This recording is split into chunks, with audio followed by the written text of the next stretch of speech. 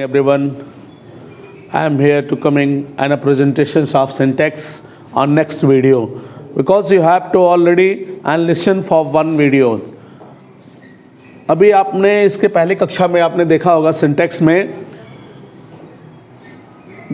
Syntax को जैसे बताया गया था कि आप वो सब्जेक्ट वर्ब एग्रीमेंट है और इसमें कुछ अपवाद हैं। हमने पहले आपको बताया था सिंगुलर वर्ब के साथ, सिंगुलर जैसे नाउन है तो सिंगुलर वर्ब भी होगा, ये सारी चीज़ें सिंगुलर, अगर प्लूरल नाउन है तो वर्ब भी प्लूरल होगा। लेकिन इसके कुछ अपवाद हैं, जैसे हर एक चीज़ में अपवाद होता है। तो अपवाद में देख लीजिए आप, कुछ अपवाद होते हैं तो यहाँ आपको सिर्फ ये देखना है, जैसे अपवाद की अब कंडीशन क्या है, कोई कोरी कल्पना हो, कोरी कल्पना हो या शर्त का भाव हो,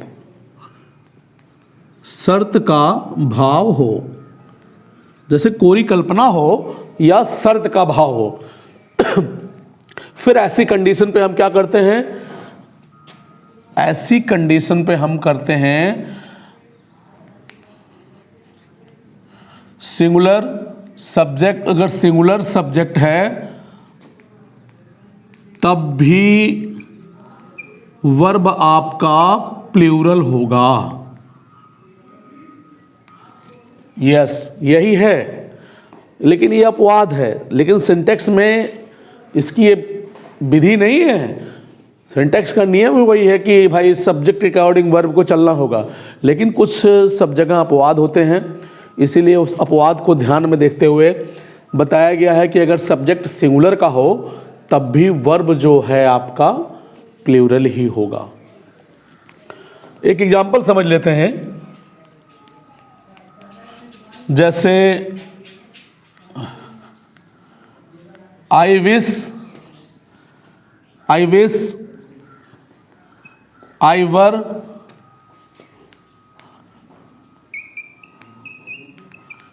prime minister of India.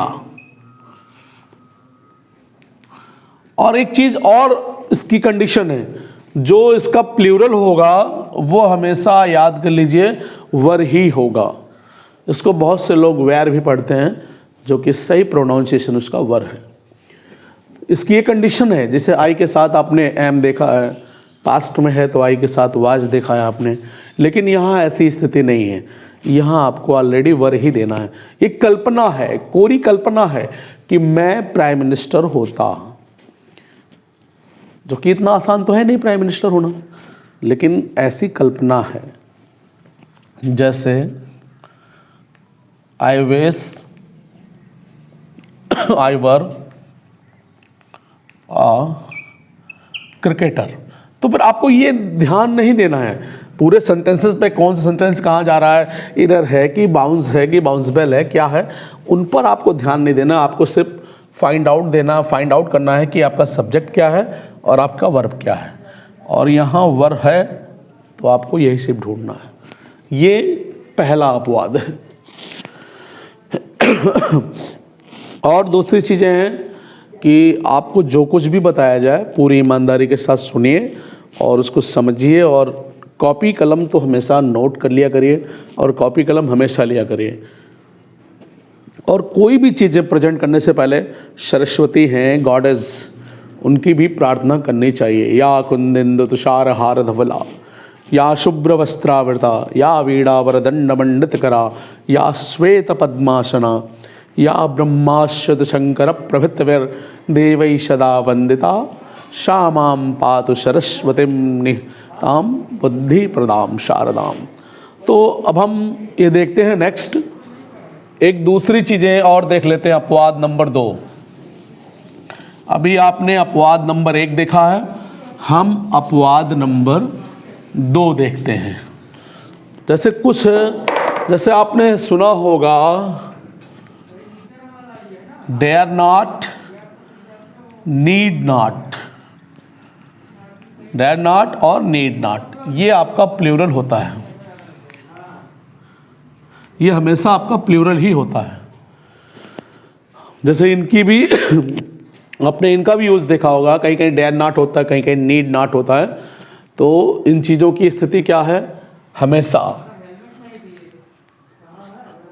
Singular subject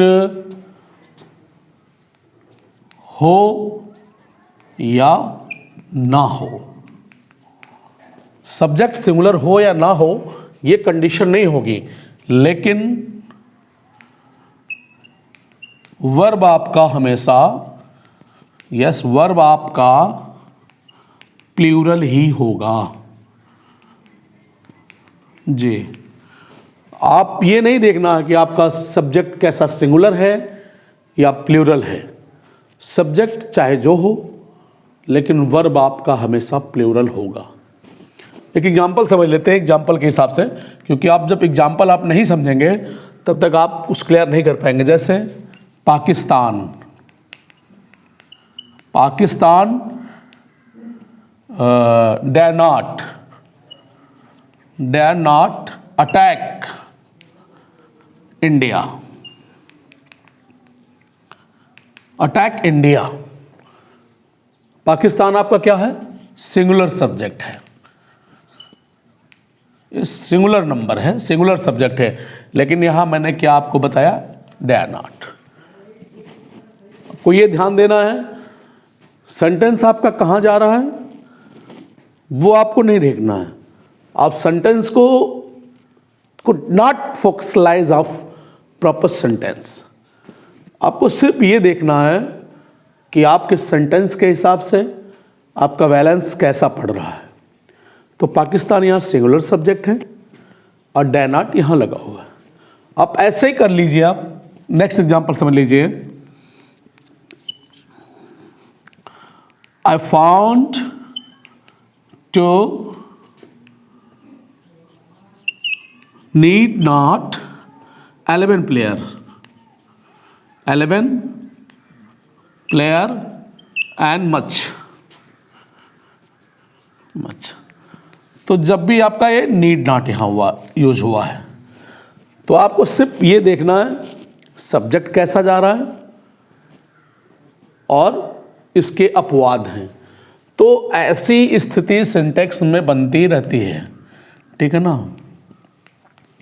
यह अपवाद नंबर 2 है, इसका अपवाद नंबर 1 है। कोई भी प्रक्रिया करते समय यहाँ जैसे जैसे आपका चाहे वो नाउन होगा या प्रोनाउन होगा, एडजेक्टिव होगा, वर्ब, प्रीपोजिशन, कंजक्शन, जो कुछ भी आता रहेगा आपका हर एक स्टेप में स्टेप बाय स्टेप ये सारी चीज़ें क्लियर होती चलेंगे। तो आप फिर एक देख लीजिए। और लेकिन इसकी मुख्य जो मेन जो आपका है, मेन यही है, ये कभी आपको नहीं भूलना है, सिंगुलर नंबर के साथ सिंगुलर वर्ब ही होगा। यस, ये आपको नहीं भूलना है। जो पहले अभी बताया गया आपको वो अपवाद है, वो may be chances could established हो सकता है कि आए, लेकिन आपको ये ध्यान देना है, आपका मुख्य यही है कि सिंगुलर के साथ सिंगुलर होगा अगर सब्जेक्ट सिंगुलर का है, और सब्जेक्ट अगर प्लूरल का है, अगर प्लूरल का है तो वर्ब भी प्लूरल होगा, वर्ब भी प्लूरल होगा। ये हमेशा आपको याद करना है। और अपवाद स्वरूप इसमें कुछ भी आता रहे तो आप उसको सॉल्व कर सकते हैं। अपवाद में क्या होता है कि वो सब्जेक्ट तब मायने नहीं रखता है, सब्जेक्ट आपका सिंगुलर का है या प्लूरल का है, फिर वो वर्ब उसमें जो जैसी स्थिति में हो। देखिए पहले वाले में अपवाद में उसने कहा था कि कोरी कल्पना जहाँ होती है तो उसमें सीधा सीधा वर आएगा, तो ये नहीं देखा जाता है कि क्या प्लूरल हो रहा है, कुछ नहीं, वहाँ वर होना ही होना है, जो कि प्रायः आप आई के साथ एम देखते हैं। अगर वही पास्ट इंडेफिनिट में है तो आई के साथ आप कभी कभार आप जैसे कंडीशन कंटिन्यूअस में और कुछ रेयर केसेस में आई के साथ आप वाज भी पा जाते हैं और प्रायः आपको आई के साथ एम ही मिलेगा, लेकिन वहाँ उसकी स्थिति जो है वो वर्ब की, वो वर की ही है। आई ऑलरेडी प्लूरल है। आई एक ऐसा प्रोनाउन है जो सिंगुलर और प्लूरल दोनों के लिए यूज होता है। तो इस पर आपको एकदम कंसंट्रेशन करना है, आपको एकदम फोकस करना है और कोई चीज़ें आपको समझनी है without a deep knowledge, because little knowledge is dangerous thing. छोटा ज्ञान मत रखिए, जो भी चीज़ें रखिए वो ठोस हो। पहले शब्दों को सुनो, फिर शब्दों को समझो, फिर शब्दों को अच्छी तरीके से पिरो और फिर बोलने की कोशिश करो। अब आपका सिंटेक्स में जितनी भी चीज़ें हैं आपको ध्यान नहीं देना है। आगे क्या करना है, अब जो भी इसके फॉर्मेट आते हैं, जो भी प्रोसेस आते हैं, आप उसको फॉलो करेंगे। आपको सिर्फ और सिर्फ एक ही चीज़ ढूंढना है, जो मैंने कल भी आपको बताया था कि ये कुछ है नहीं, subject and verb agreement. Subject and verb agreement है ये, इसी को सिंटैक्स कहते हैं।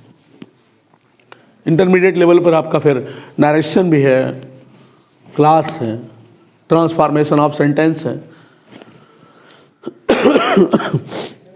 तो बी केयरफुल, कोई चीज़ें नोट करनी है।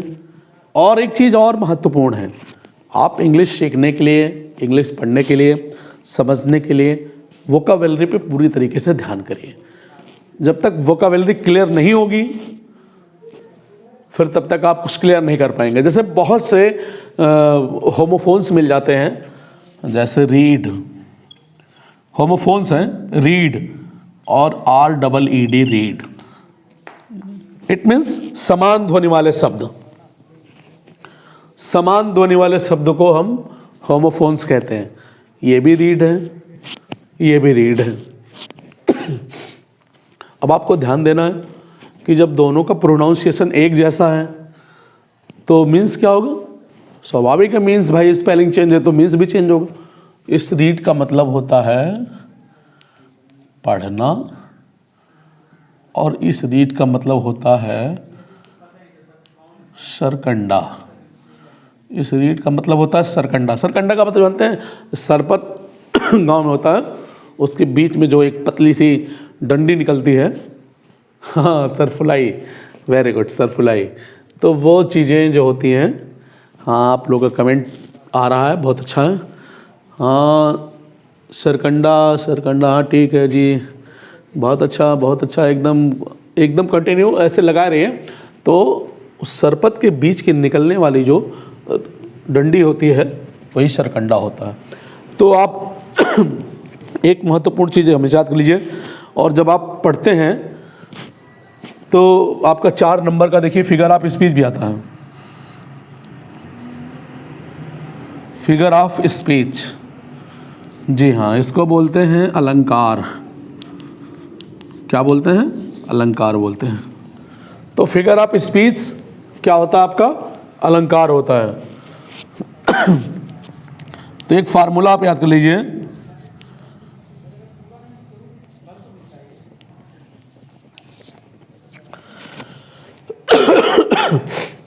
देखिए कोल्ड पूरी तरीके से हावी है और खांसियां भी आ रही हैं, इसीलिए आप लोग बी केयरफुल। हाँ देखिए, अब मैं अभी ये फिगर ऑफ स्पीच की बात कर रहा था।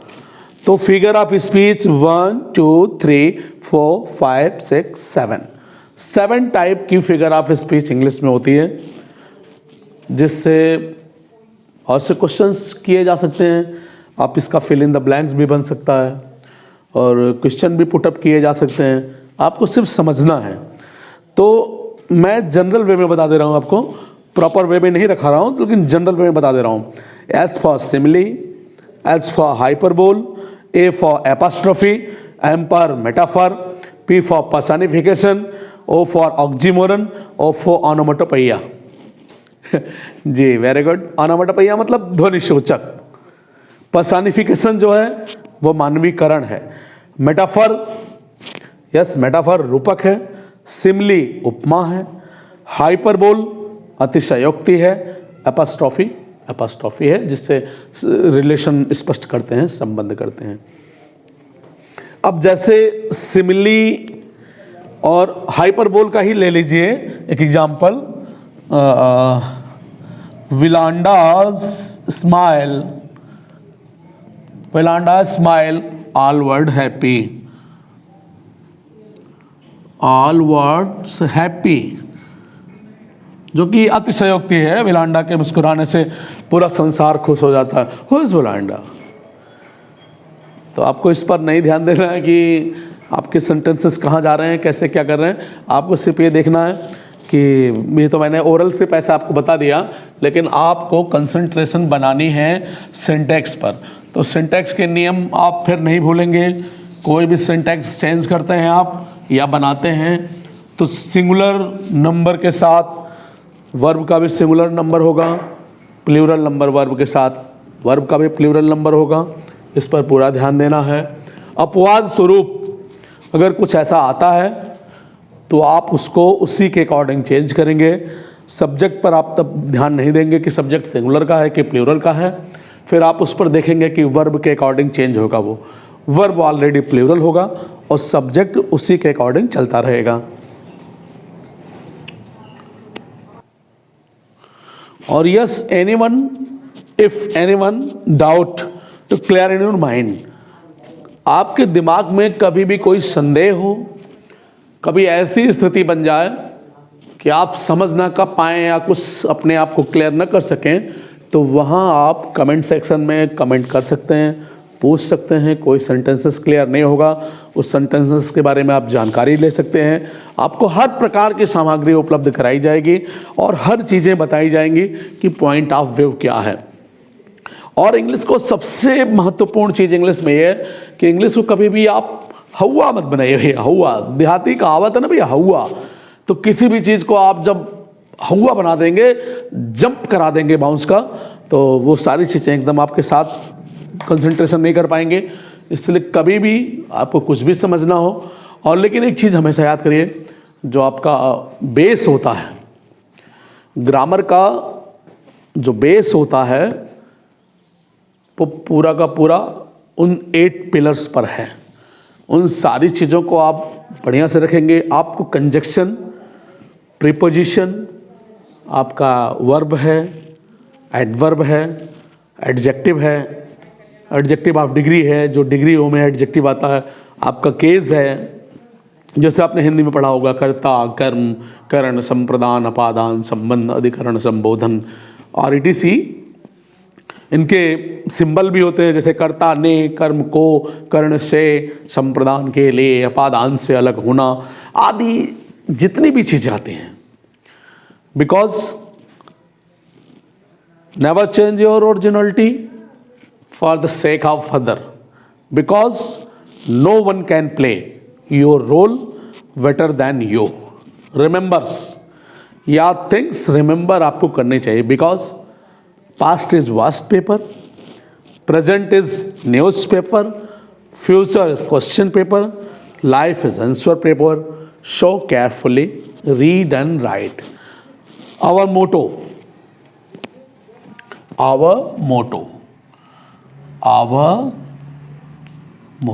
हमारा एक सिद्धांत होना चाहिए। एक सिद्धांत होना चाहिए। जब व्यक्ति का कोई सिद्धांत नहीं होगा, जब तक उसका अपना खुद का एक क्राइटेरिया निर्धारित नहीं होगा, तब तक आसानी नहीं होगी। अगले वीडियो में अब आपको नरेशन पढ़ाया जाएगा। इंटरमीडिएट वाले स्पेशली ध्यान दीजिए और हाई स्कूल वाले भी आप ध्यान दीजिए। नरेशन आपको 0 से बताया जाएगा और जितनी भी शिक्षाएं आपकी ग्रामर की चलेंगी वो सब 0 से शुरू किया जाएगा।